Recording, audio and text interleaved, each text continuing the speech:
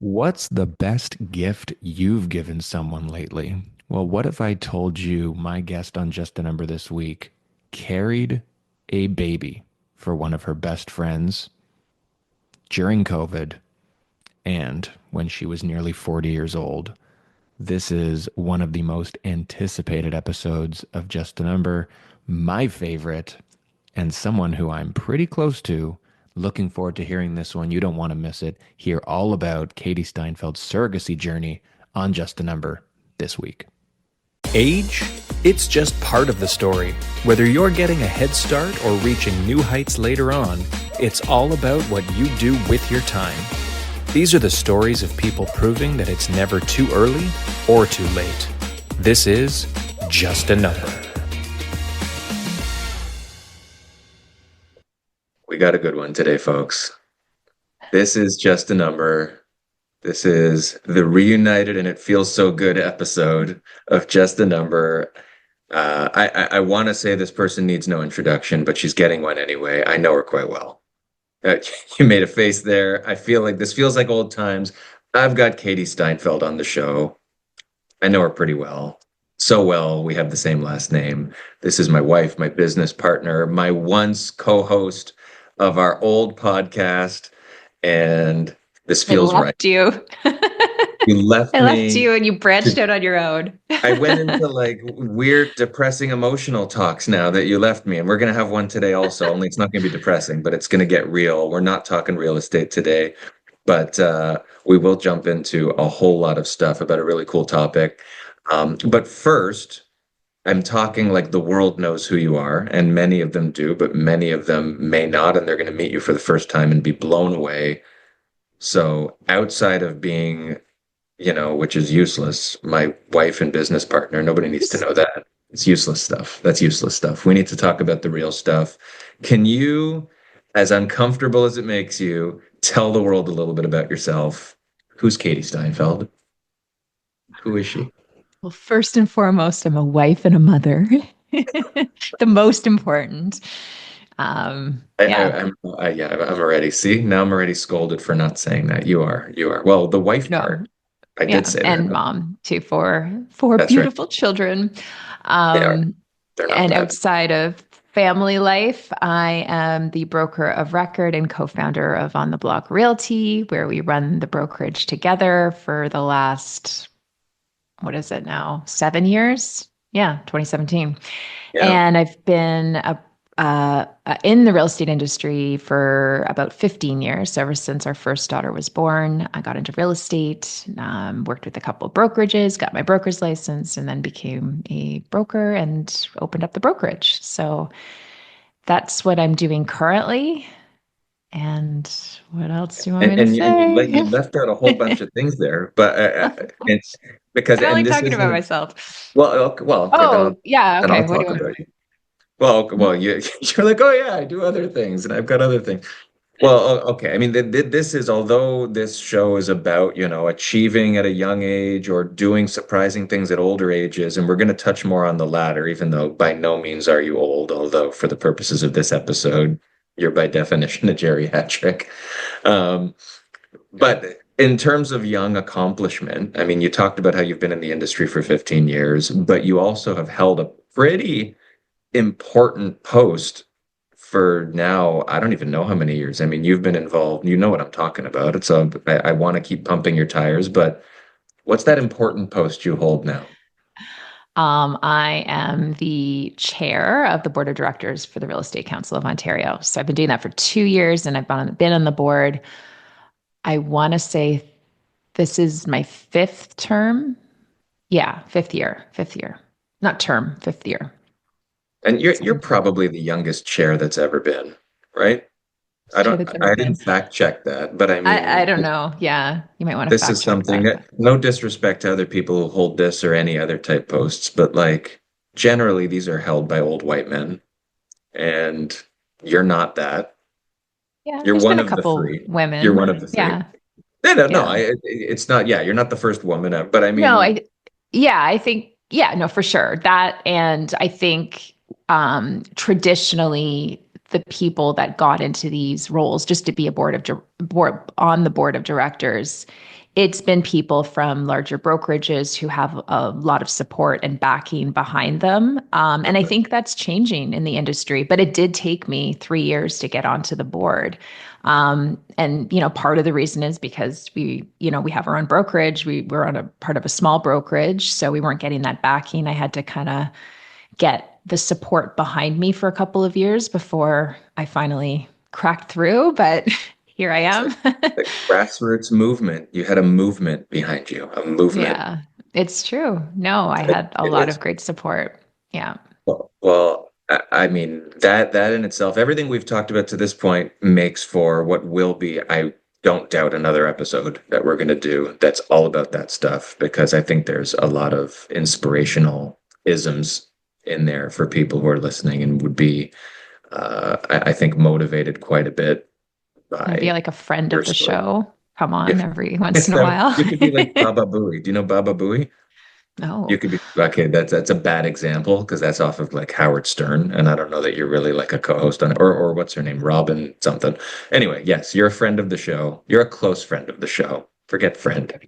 You're not just an acquaintance. You're effectively married to the show by definition. I own Um, the show, partly.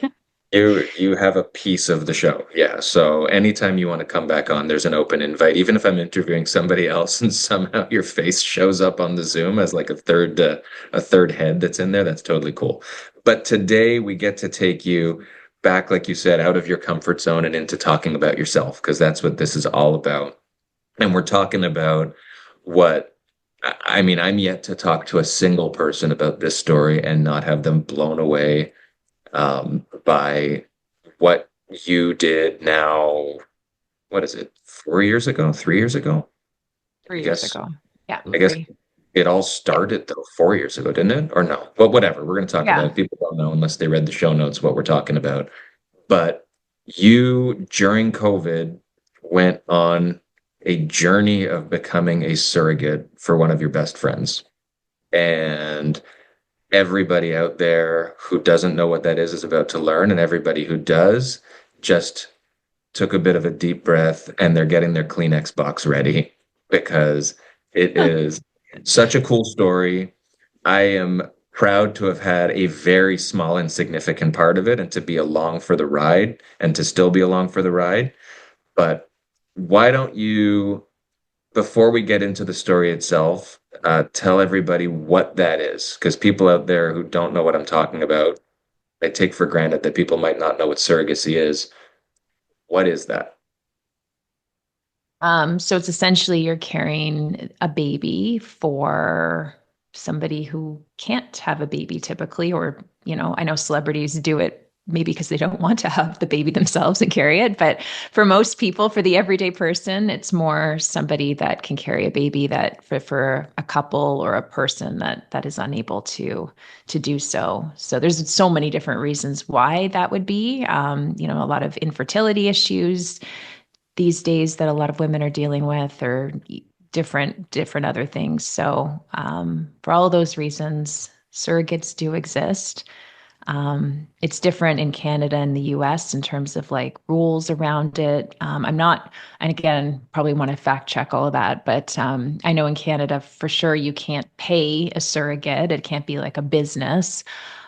So it becomes a challenge, I think, for a lot of couples or people trying to find a surrogate because, there's, I guess, not a lot of people that would just do it out of the kindness of their heart, which It's is not something understandable. you It's a don't wake big, up in big the thing. morning and say, I feel like Yeah. having someone else's baby today. I'm going to go find me somebody who's looking. Maybe, Yeah. maybe there are people like I that. I know mean, that wasn't. there are a lot of people. I joined a couple Facebook groups back in the day and I'm still a part of them, but there's a lot of people that are looking for surrogates all the time. So if it honestly is something that you want to do, and I'm not saying like I did it, so I'm not judging anybody that would want to, Yeah. because it's obviously very fulfilling and a great experience. But for those that may not want to, that is understandable as well.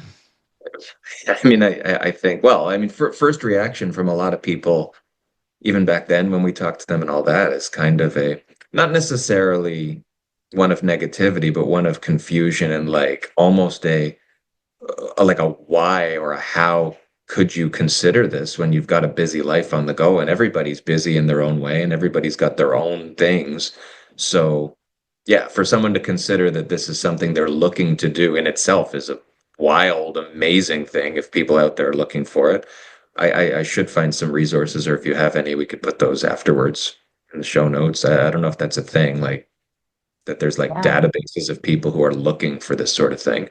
Um, Mhm. but it's actually wild. I never thought about the fact that there's celebrities out there who have people. I guess that's like that sounds very US. That sounds very like American. Like, Yeah, well, like the Kardashians did. I think did they do that really? a couple of them Okay. did. Yeah. And I mean, I think, there might have been some health issues or some complications, previous complications. So I don't even mean to judge celebrities for doing it because everybody's got their Yeah. own reasons for wanting a surrogate. So you don't want to make assumptions. Well, and I guess like you said, it's more of a not accepted, but it has sort of a transactional element to it in the States that doesn't exist in Canada, Mhm. where I guess you could seek it and do it. And is it just if you've got the money, you can find somebody? Is that more how it works?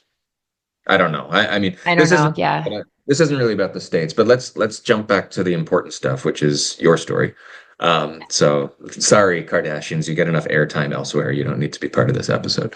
Um, so how did this all come to be? Like you said, this wasn't something that you or I were ever discussing or seeking out. Um, and there was, a fateful day where this all began. What happened? Like, how did this come to you in your case?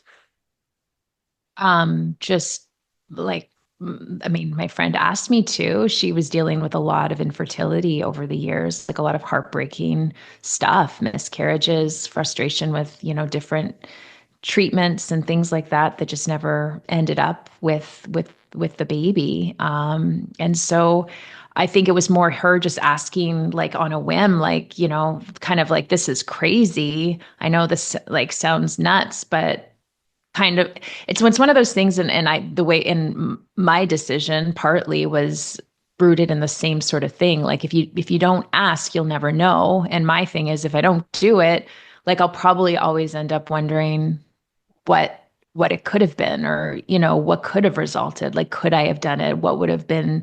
So for me, like the what ifs are always, I think, scary for me, like in the sense that if I don't do it, like I'll be kind of not haunted, but I'll always wonder what if, and I would never want to be left feeling that way.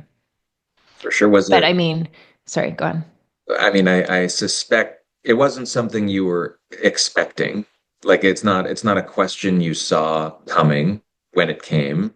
No, I So, mean, it kind of like it did like not that I would have ever offered it, but it's kind of one of those things where it's like, oh, I wish, because like we were always so lucky. Like I was always able to I didn't have a lot of issues with getting pregnant, being pregnant, all that kind of stuff. So, it's really hard when somebody else isn't able to. And so through the years, like I always kind of thought like, you know, I wish I could help more. But yeah, I think also for a lot of people, getting to the point of deciding to find a surrogate is really difficult for because sure, that's a a tough lot of question women, to ask to put, yeah. to even think. It's not questioning the generosity of others, but I mean, I suspect it's a tough one for somebody to kind of give that away, if that's the right way to put it, Well, because that's you're what yeah, that's more so what I'm talking about. Like it's,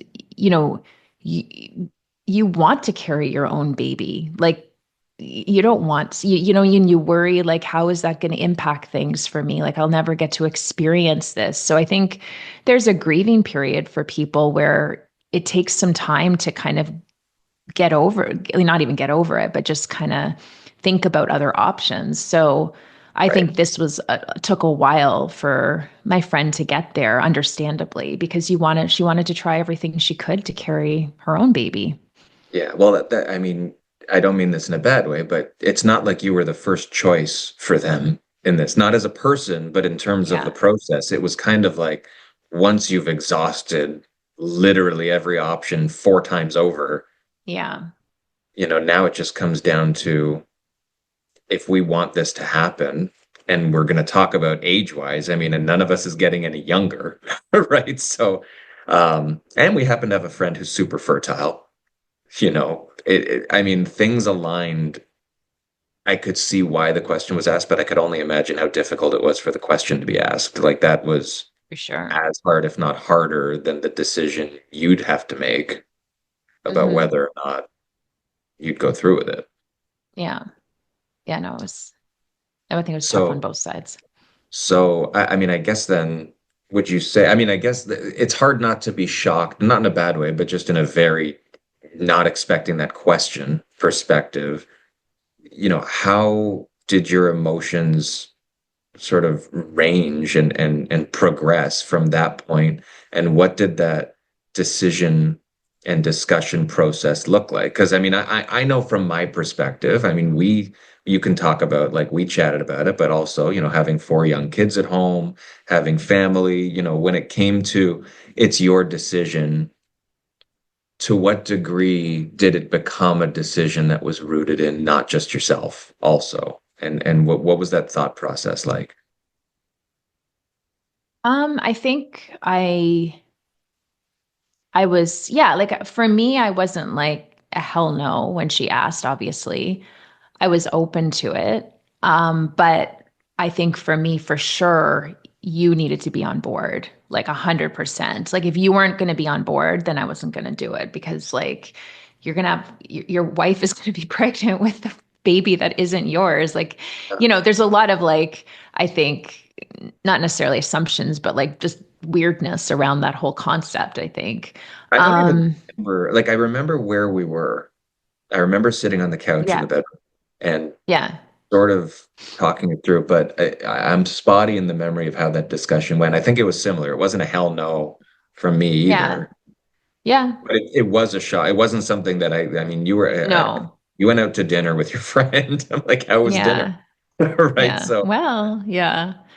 Yeah. So for me, it was you and the kids because the kids, especially our older one,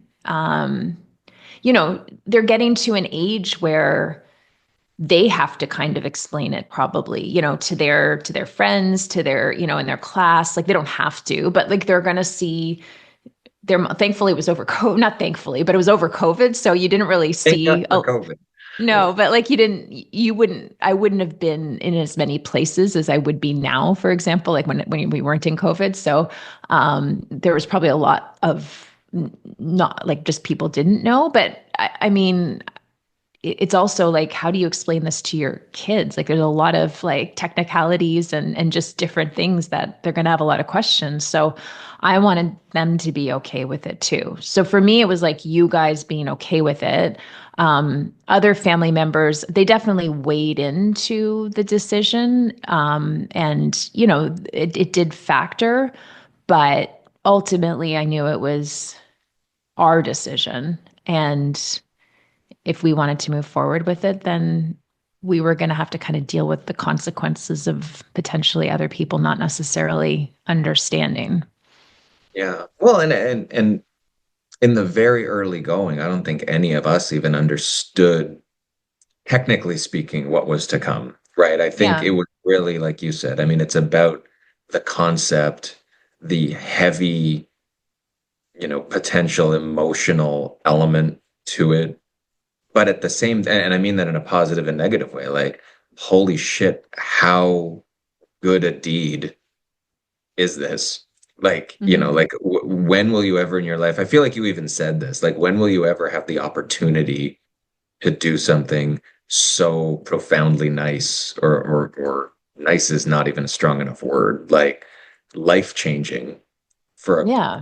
let alone for anybody, but so like for one of the bridesmaids at our wedding and her Hmm. husband, like, and you'd been very aware, closer than most, to her journey and their journey for the years. I don't remember how many years, they had been trying. It had to have been a decade. Hmm. Yeah. Um, so that part of the decision, I feel like that element is the easy part.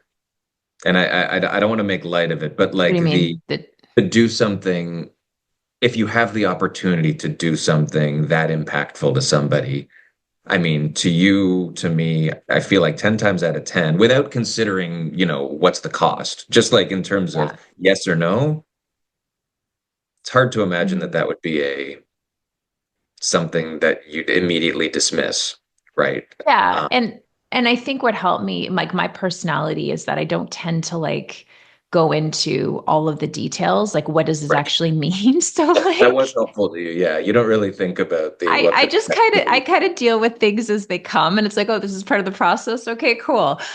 So I'm not dismissing the fact that it might have seemed like an easier decision for me, but I think that's more because of my personality. Like I just kind of dive into things and kind of deal with some maybe negative stuff as it comes along, rather than thinking through. And there's obviously pros and cons to being that type of personality. But I think in that sense, the decision for me was kind of like, yeah, well, like awesome, let's do it, kind of thing. Um, but was like it if pretty? it was just me, like if I didn't have to be involved, like I think the kids was a big factor for us. Like when Mhm. you were on board, like I was like, let's do it. But then the kids, I think it took a while, I think, for the kids to like to talk to them about it, to get them kind of their mind wrapped around it. And that one I think was pretty tough. Yeah, I remember that. Like I'm trying to. So the process, I mean, the question was asked, it was left with you. There was no gun to your head, like you've got to tell me in a week or anything like that. It was No, literally no, the no, no. opposite. It was you take Yeah. as much time as Yeah, yeah. possible. Um, so despite the fact that, you and I were on board and eventually I think, it was discussing a really heavy and confusing and unusual topic with kids who at the time were young, Yeah, really. yeah, like the younger ones were fine because it was kind of like, okay, cool, like mommy's going to be pregnant with another baby and it's not going to be ours, and like not really like thinking about the whole all of that, like all of Well, the I guess it also predates a birds and the bees talk with them too. So like at that point, if they're yeah. just thinking that making babies is kind of like a buying a sweater at Walmart kind of thing, I mean, it maybe simplified the process for them accepting it. The other side of it though was, and I think this is something maybe you could talk about, sort of the legal, technical, psychological side of making sure you're actually okay with it and okay for it. Yeah. So Yeah. was it, I don't remember how it was in terms of you saying yes initially to your friend. Um, but that's kind of like step one, right? It's kind of like, okay, I'm on board to the idea. Yeah. Now we're gonna, to your point, we didn't know what this actually entails, other than, 9 months of Yeah. something. Well, I think we kind of knew the general steps, like what the next stage was once you do say okay. But I think it started with the lawyer. Mm, Like we each had a lawyer, that was well versed in this sort of a thing, to draft up an agreement, because you needed to know, like, we're friends, but you could imagine if you're getting a surrogate to be a stranger who becomes your surrogate, like you never know right. what people are going to do. Oh yeah. So And you need someone versed in this to, yeah, it's more than just a 3 bullet schedule on a piece of paper yeah. that says like, I'll have a baby, I'll give the baby, you get the baby. Yeah, Sign because here. there's a lot of Like, things to think about. Like, I mean, like you can't be paid as a surrogate, but you certainly are reimbursed, obviously, for any costs that you incur as part of the process. So, gas and parking to get to your appointments, and extra food while you're pregnant, or like maternity clothes, like all of the extra stuff that you would accumulate and spend due to the pregnancy, you're obviously reimbursed for. So that needs to be understood, because like how are you getting paid back? How often? Like, all of those little details that you just want to make sure everybody's on board and understanding the same things. yeah. And to be clear, this isn't something that you or I or our friend asked for. This is part of how it works. Like Yeah, this is I think, like the yeah. lawyers and all that, that's a requirement, not like you went and No. said, I'll do this, but only if I get a Oh lawyer. no, this is part Right. of the problem. Like, I mean, I think they've got done through like, even surrogacy is not like a common thing. It's definitely been done enough times that there's a solid process in place that you follow. For sure. And I think that that sort of it dovetails into concerns of people around us that were sort of in that second tier of importance. You know, you talked about me and the kids, but also, extended family and people who have a strong concern for you and your well-being and making sure Yeah. that, the decision you make physically and emotionally is the right one. Yeah. There's a certain comfort level. I can't speak for them, but there's a comfort level that if you've got, pros who have been through this multiple times and ask all the questions we don't know to ask, Hmm. that's helpful, right? And the Yeah. lawyer was, Like, and also the yeah. psychologist or psychiatrist. I don't remember what it was. Yeah. I mean, the lawyer from the aspect of like what happens to me if like I get, for God forbid, like an awful, like I get diagnosed with cancer, like Mhm. while I'm pregnant. Like how does that look? Like is it my health that takes priority or is the baby's health that takes priority? Like how are we dealing with this? And like that's not to say that there might be decisions that both sides agree to, if something like that does happen, but at least you have some outline of how things are, and that's protecting, my health and well-being, at the end of the day. So everybody's on the same page, and like, there was never any contentious issues or, problems with working through things. I think, they were just so grateful that Yeah, we were even offering to do this, that, that's it. we want to I make sure don't. we're comfortable. Yeah, I don't remember anything that, if anything, it was more kind of being suggested and offered rather than like, it's not like you were saying, Yeah. I need this to make it work. It was like, just tell me what it is. And if anything looks weird, we'll say so. But I don't Yeah. remember anything being scary. I think it does, to your point, it makes certain complications more real and in your face. It's the same as, you're going into surgery and the doctor comes out and says, sign here because you might die, Yeah. right? Like you're not going to, but you need to be aware. And I think it did literally put into Yeah, black and white what the risks were. for Um, sure. I mean, it but helps that I've done it 4 times. So it's well, not that's like it. you know, but again, you never know. So, Well, and was there, I made reference earlier to the whole geriatric nature of this, and I say that with love, but it is by definition a geriatric pregnancy. What, when you're 40 or 40, 30? when you turn 40. 40, So I turned 40 a week before, the baby was born. baby was So born.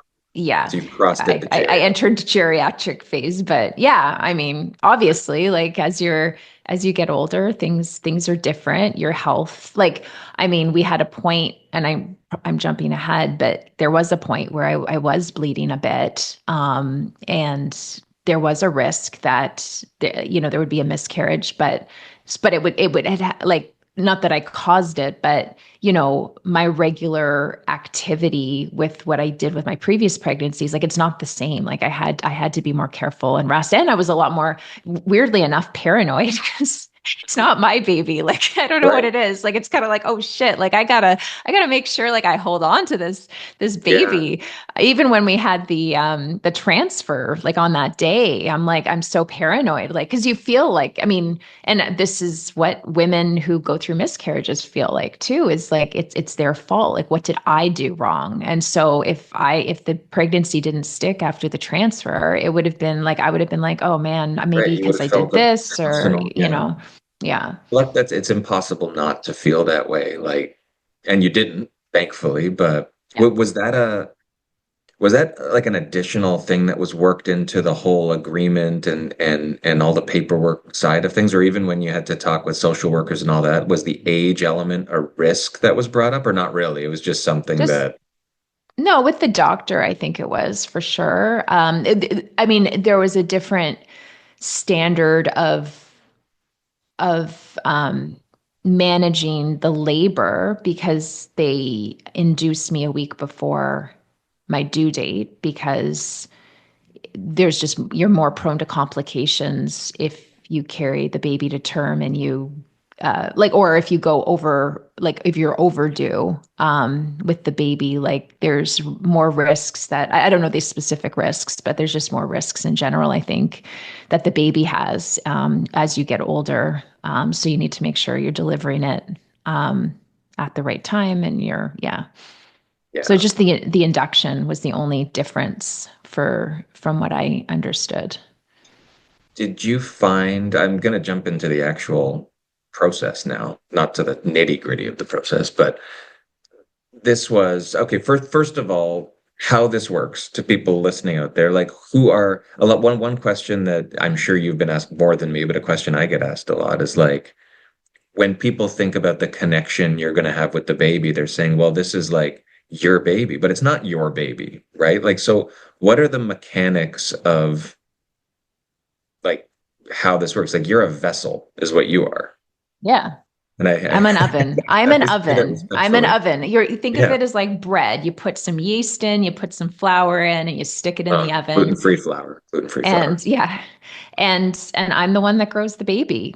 Um, that's all I do. There's none of my genetics. There's nothing of me that is there. And most people, a lot of people do ask, like, don't you feel a connection? Like, don't you feel like it's your baby? Blah blah blah. And I mean, maybe some people do. I went into it. I throughout the whole pregnancy and like this is not my baby. Like, Like well, that's I that's will been love this baby as my friends, like I'm kind of like an aunt, I guess, but I don't feel the motherly connection. right. And I don't know if it's maybe because we knew for sure we were done having kids, that probably helped. But any surrogate that I know that I've followed would get similar questions, and all of them have the same response. Like it's not, you just don't feel like that. Yeah. Um, And that was a huge part of, I guess, not it had nothing to do with your decision, but during that pre-process of kind of vetting that this is going to happen, that question was asked and confirmed and literally in the contract a million different ways, where it's like, are we clear this isn't yours? You're not keeping it. I don't think anybody can control, even though we were pretty sure there wasn't going to be a connection. Like in the back of your head, did you ever ask yourself, like, I wonder if when I'm pregnant, like I hope I don't have a connection kind of thing. We never did, but like the I concerns of know. the people Yeah. around us were so confused. Like it just seemed like people were convinced, how could you not be connected to something that's growing inside of you? Yeah.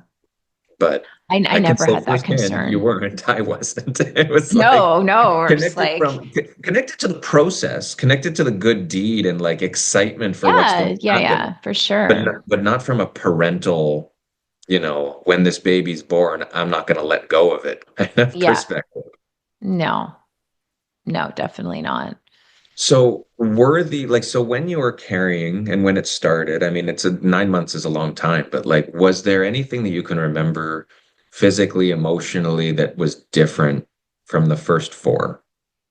Well, it was the shots, right, that I was getting Oh before they yeah, did the transfer. Like that was the biggest thing. You had the pleasure of giving me a needle in my butt every yeah, butt day. needles, butt needles, daily butt needles. Yeah, It which was I mean became painful. Like that was that I remember a time where like I was in like it was just causing so much pain it for was whatever reason. So they did switch up like to me taking like an oral medication or something like that.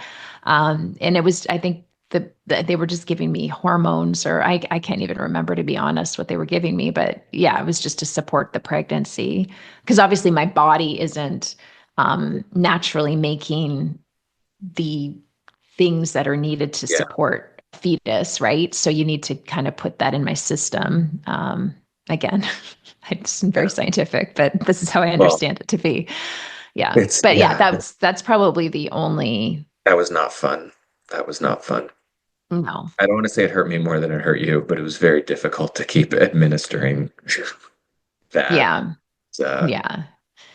no. Yeah. But I mean, otherwise, yeah, I mean, the doctor you met initially until the baby was at a certain level of growth, you were Actually, no, I'm trying to remember. Did I have a different doctor? Oh, no, I did. Yeah. So I started out though, like in the fertility clinic for the first like couple months, like until the Mhm. transfer took. I think it was until the transfer took and like you were, maybe within like the first trimester. And then once you were done with the first trimester, then you went over to a regular doctor. Mhm. And we chose a doctor that was familiar as well with surrogacies in a hospital. Like Sunnybrook recognizes surrogacy as a normal thing, because I know there are other hospitals that don't, and the parents cannot leave with their baby from the hospital because they see it as the woman who gave birth to the baby. That's their Right. So baby. it's like a So kidnapping in their eyes. yeah. So there's a lot of, you have to look into that, I think. Hopefully most hospitals are transitioning over to accepting this as a option, but yeah, we Mm. we definitely made sure we were with a doctor and hospital that supported that. Yeah. Well, I mean, it was to your point. I mean, definitely the needles were different, but I feel like it was still. I don't know. It was maybe because it was later on and you'd done it 4 times. Like I think even on a positive side was the physical toll something that was almost kind of like old hat. Like I've done this and just, it's another 9 months of of getting Yeah. bigger and then, you know, like I don't know. Like was there a comfort level with the process? Because that was even part of, your suitability for it was that you'd done it successfully 4 times. Hmm. Did it just feel almost, notwithstanding that this was somebody else's baby, did it feel kind of routine compared to I think it was even more routine because I knew it wasn't our baby. We didn't have to prepare, a nursery. We didn't have to do anything. It was like once the baby was born, it's back, not back to normal, but it is kind of back to normal. yeah. So, I mean, I always was sick in the first trimester. I think with every single kid, including this baby, it was the same thing. So I Mm. didn't feel like the pregnancy was any different. I think it was hard over COVID for sure, especially on the day I gave birth because only one person was allowed in there. And, that was going to obviously be my friend. But it would have been nice to have you in there. Because for her, I could imagine it was hard to like, try to split support. Like, once the baby's born, like you're obviously wanting to be with the baby, but like you kind of feel torn that, you know, the person who has given birth doesn't really have anybody else either that, they can. Well, yeah, that was wild. That like, I mean, me is one thing, but even the dad, like her husband, couldn't Yeah, be yeah, for like. sure. Yeah. It's just, I mean, I Like not guess even in the hospital, like not even in the they hospital. weren't even Yeah, allowed in. And like we had masks on. Like I was giving birth with a freaking mask on. It's just like this is so weird. crazy. I know. It was just kind of like, okay, moving on. We accepted it, but it is what it is. You didn't know what was going on at that point. So Yeah. I mean, it wasn't an ideal time, but I do remember that things got delayed with COVID, like the transfer, I think, or there was something that got delayed. And I remember it was pretty upsetting for them because it was just like, we're finally on the right track. We're getting going. And then, oh, we have to wait another month again. And it's just like, really? Like, you know, so that was tough.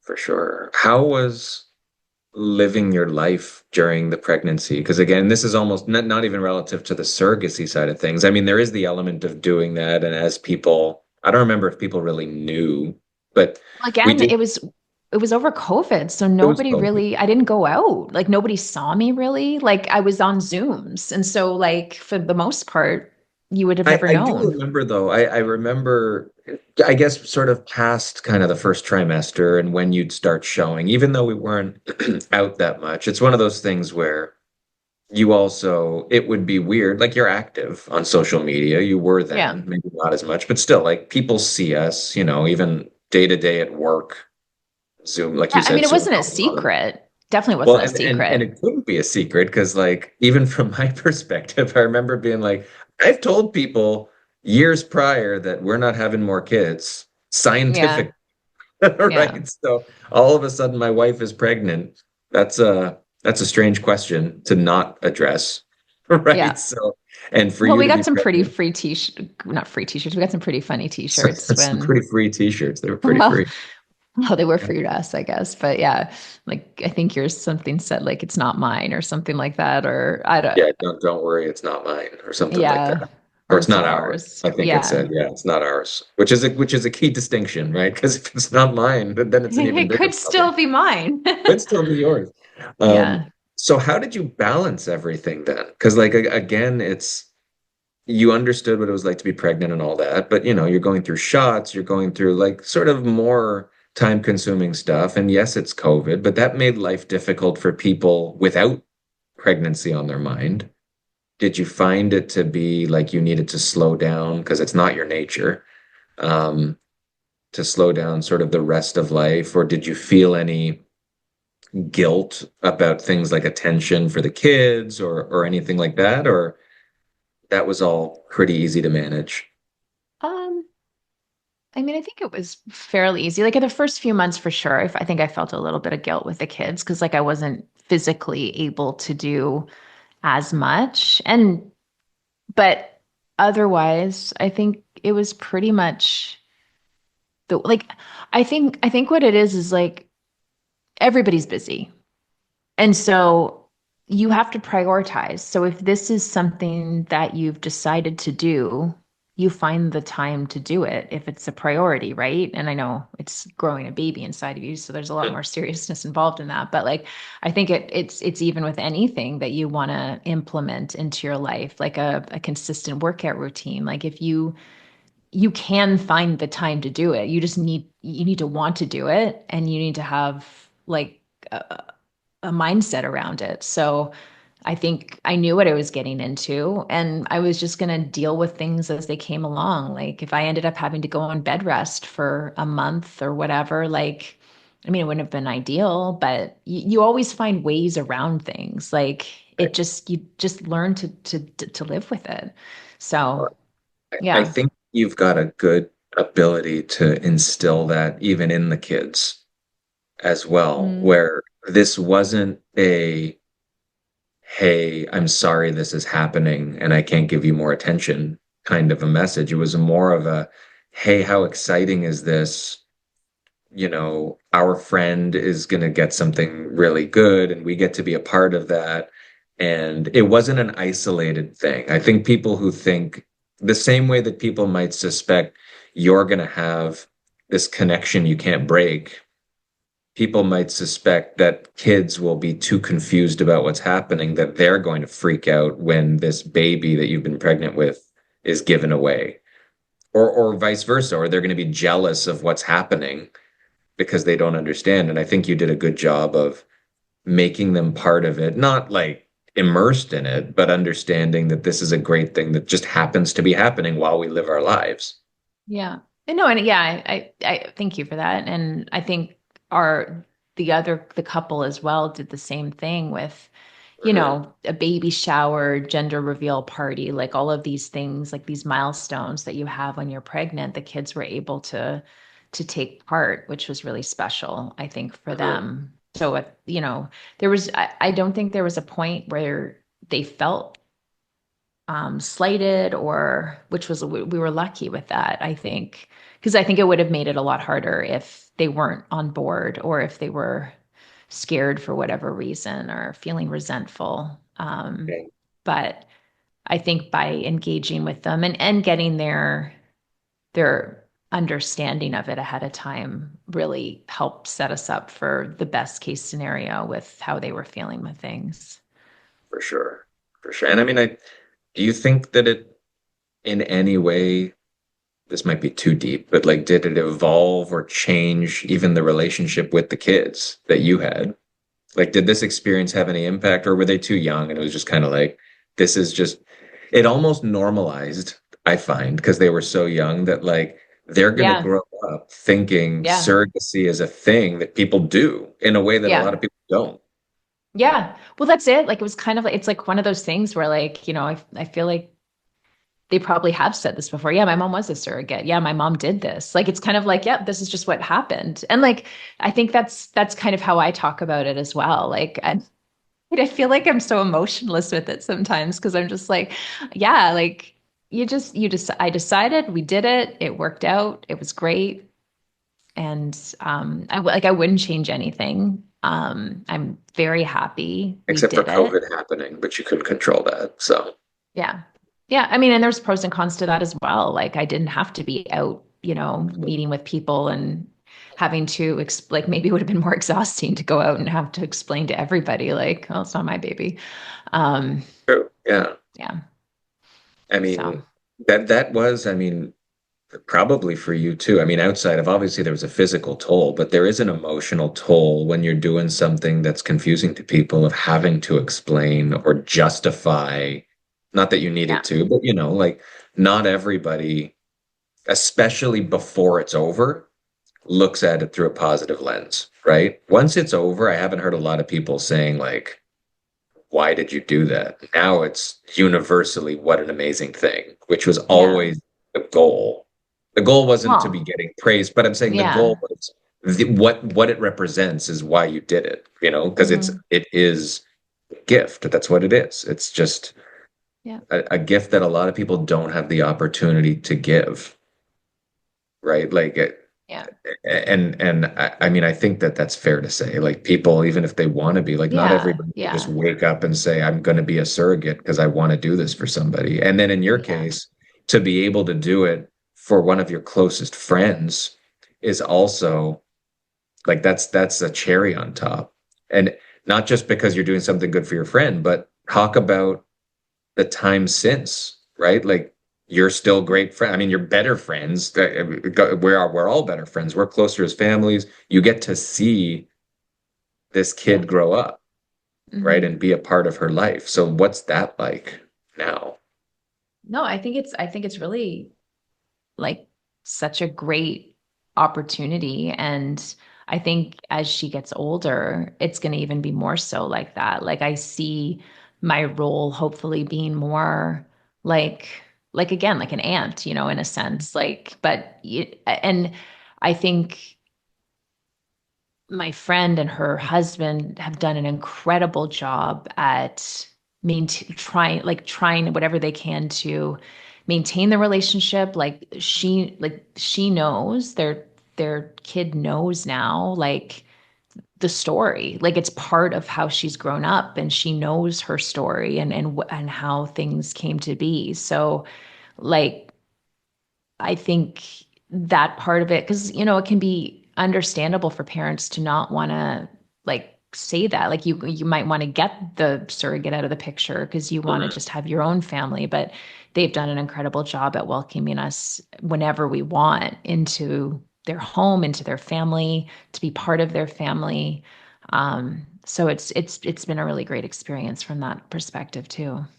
For sure. I should mention, although it's almost the end of the podcast, we're very deliberately and consciously, I didn't want to name names of anybody that isn't you and I here, just, for Yeah. people deserve their privacy. I mean, I think that their whole family is thrilled about the story. This isn't something that anybody doesn't want told, but at the same time, we're just we don't need to be advertising the names and all that of the people who are involved. Mm.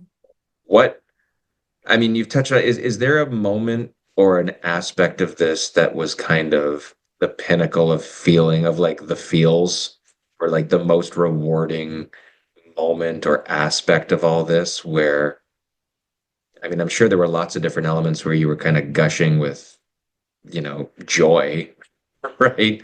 Um, but was it a Yeah. case of like when the baby was born? Was it just like a super emotional time looking at your friend? I don't know how that even went because obviously we established I wasn't there. Like, is it literally a Yeah. case where the baby's born and it's handed to your friend? Like, or Yeah. not exact? It is like that. Yeah. So, like, were you able to witness that from where you were?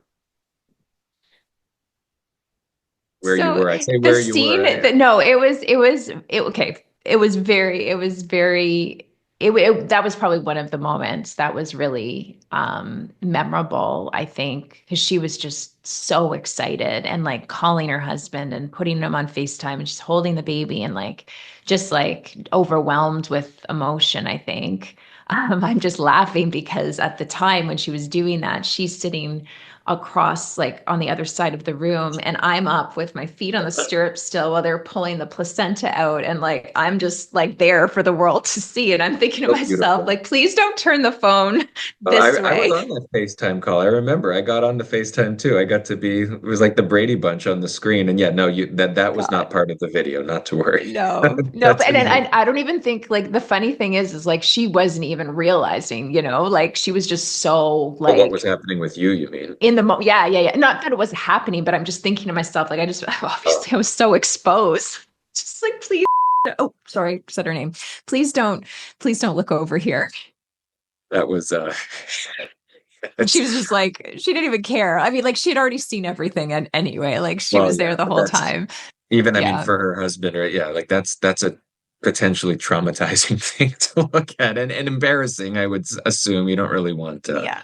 um, No, anybody who and doesn't I would say participate. the other time was the one like when I was able to get them on. 'Cause again, they weren't able to be there for the ultrasounds, which was Mm, really, really unfortunate because of COVID. So I would call them on FaceTime and have them watching as the baby, as they saw the baby. So I think the first ultrasound was also really memorable. yeah. Just seeing their faces and the excitement and yeah. And there were, I mean, other than the sort of annoying, kind of painful things that needed to be done, like there were no complications or scares during the process. Well, not that I remember, but do you remember anything that was like, because everybody's on high alert. Like they've During had the labor or during the 9 months even. well, it was just the bleeding that I had initially, Right. Oh yeah, and then that was yeah, that was but I did just you had to stop doing like typical exercises and just kind of settle down a little bit yeah, because no it was marathon like, running when you're yeah, carrying, yeah, especially when it exactly. well, you were saying this. I mean, you took a little bit maybe extra care in what you did and didn't do because it wasn't your baby. Like you probably would have gone harder Oh, I with mean, I would have done the same thing. Like if I started bleeding, like with any of the yeah. emergencies, I would have made sure I wasn't, making it worse. But yeah, I think, you're managing or not in charge, but you're factoring other people's Yeah. emotions into the process when you're the one it's like you're kind of the one they're relying on to keep things going and not lose Huh. anything and because of past experiences for them. I mean they were pretty scarred from things that has happened in the past. So when I did start bleeding, like her immediate reaction is like, oh my god, she's miscarrying, like this Mm. all it's all we're starting all over again kind of thing. um and worry about me, of course. Like they were always very concerned about my health all the time Yeah. and well-being. I mean, ironically, would you say that you're almost more protective in a situation like this than when you're carrying your own baby? Like just because you're looking out for obviously your own well-being, but like there's people who are relying on that, not on Yeah, you, well, but that's on I think this. that's the main thing is like you're relying on other like people are relying on you. Like you're the one. Whereas like if it's just you and I mean, still you don't want to Yeah, like we want it to go well in yeah, everything. but But yeah, there's it's more. more of a personal thing between us. Whereas when you bring other people into the equation, Mhm. you're having to, you know, help them through things too, and making sure you're not messing things up. Not that it Mhm. would have been my fault, but yeah, No, but I mean it's impossible not to feel an extra sense of responsibility for sure as the oven. for sure. Yeah. So I don't want to keep you. I'm saying that to my own wife. I don't want to keep you. Um, what would you say to people? I mean, there's different people who are listening to this. They might be people who are looking for a surrogate, people who might become one day. What would be your thoughts and maybe what you hope people take away from this, like a message about this process, maybe especially for people who might be later on in life, like as trying to have kids or maybe considering doing this like you, like who have been Mhm. through a few successful pregnancies and are just wrestling with the idea now that Yeah. you've been through it. I think just keep an open mind to it. If it's something like if you like surrogacy is something you want to consider, definitely look into it because it's a very rewarding experience. And for parents that are thinking of it as not parents, but couples or even just a single person thinking about it as an option. Um, I mean, I think it's very personal. Like if you feel like this could be something to consider that would be an option for you, definitely look into it further. I mean, it's that aspect of things it's tougher because you don't have as many options and it's hard to find a surrogate. Like I'm still part of these Facebook groups and you see posts all the time with pictures of people looking for surrogates and just hoping that somebody comes forward. I mean, there's services out there that you can match with, I think. So you can look into that. But yeah, I But think I think to be clear, you're not throwing your hat back in the ring to do this no. again. No, I am full on geriatric now, so that's not ever going to happen. Although I did see a story when I was going through it of a mom who did it for her daughter and like she was in her 60s, which is insane. So, it's still possible, but I think if you're wrestling with the what if on either side, it's worth exploring because I don't think you'll regret it. And I think, when my friend asked me it was one of those what if moments. And if she didn't ask me, we wouldn't be here. Right. Who knows what would have happened. So you have to put it out there. And whether or not it works out, at least you've done what you can to ask the question and to get some peace of mind that you've tried what you can. For sure. And I mean, you opened with that. It's a good way to close. Like, that's the way to live your life in a full way is don't default to no on things when you can Mhm. at least do a little bit of work to understand, like you said, what if? Because in this case, the what if ended with a baby girl and a family that is now, I'm going to use the word complete. Like, I mean, it was the missing piece in a family who was trying to complete itself. And had you said no, or had you not asked what if and done sort of that quick analysis yourself, that wouldn't be the case, right? Yeah. So um, you know that I'm in awe of what you did. I mean, I'm happy to have been a small part. I know that everybody who's ever heard your story is in awe of what you did, and you Well, deserve it. and I think you deserve some praise as Oh, well don't because cut off my compliments and no, start no, flipping this. no, because I'm saying like if it wasn't for your support and you're like, you're seeing a Sticking a woman, needle in your bum. yeah, well, and dealing with all the physical aspects of pregnancy. Your wife's body is changing. Like there's a lot of things that are going on that you had to deal with. So anyway, sorry, I didn't Well, mean to interrupt. that's all. But Yeah, I know, man. It's hard to pump your tires. but Um, but yeah, no, I think happy endings are they're just that. Like it's a good. We all have the feels. It all ended the way it was supposed to. We're not going to touch on. I mean, obviously, as with any pregnancy, like were there risks that were avoided? Absolutely. But I think to your point, all the boxes were checked to ensure that this was done in the best and safest way possible, and it went according to plan. Um, and the finish line happened now, like 3 years, like it's been a while. There's and like you said, it was a week after your 40th birthday. Like there was a point there where we were thinking, holy shit, like wouldn't it be cool if I this went baby in. I had false born? labor I remember Yeah. going in the hospital on my birthday. Yeah, She on was my trying to 40th. come out on your birthday. Like she It's knew, but true. it wasn't to Yeah. be. She also didn't want to be selfish and make this all about her on your birthday as well. So now you can both celebrate a week apart, and it's now it's a birthday week. Yeah, So well, and I mean, it eased me into my 40s, right? Like for a lot of people turning 40, it's a hard birthday, but I was too not distracted something you're with thinking with about. labor. Well, So it that's worked out. true. Exactly. And in a lot of ways, I mean, it was not what you picture as something to get you through COVID, but it was 9 months of COVID Yeah, with it's a something good else to think about. distraction. Yeah. Yeah, a distraction. So, I mean, it was an amazing experience. It was a learning experience, I think, for everybody, not something that you do every day and not something a lot of people are going to experience in their lifetime. So, um, you know, lots ahead. Like we said, there's going to be future episodes where we talk about all the stuff that's ahead and has happened for you around this.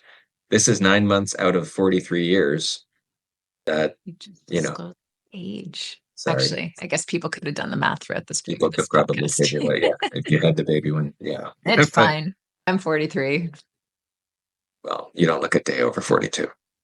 Thank you.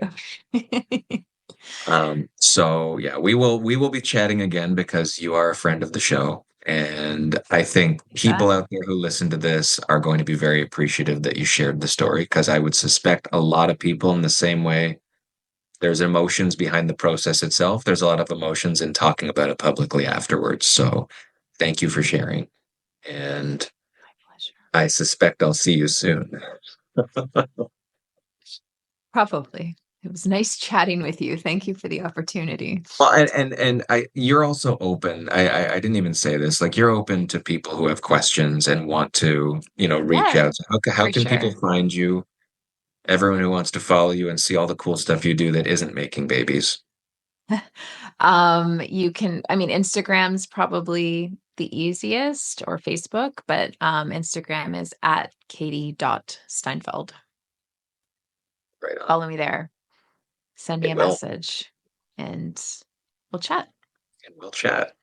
Cool. Well, thanks again, and we'll see you soon. I'll see you soon. Well, sounds good. Take Bye care. bye. Bye bye. Bye bye.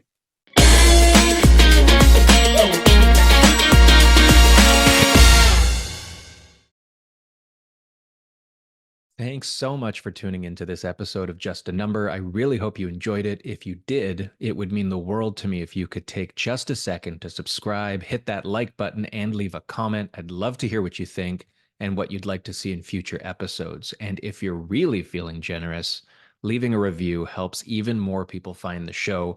Whether you're listening or watching, your feedback means a ton. Also, don't forget you can catch every episode on YouTube. Just click the link in the show notes or search for Just a Number podcast on YouTube to join me there. Thanks again for being part of the journey, and I can't wait to see you next time.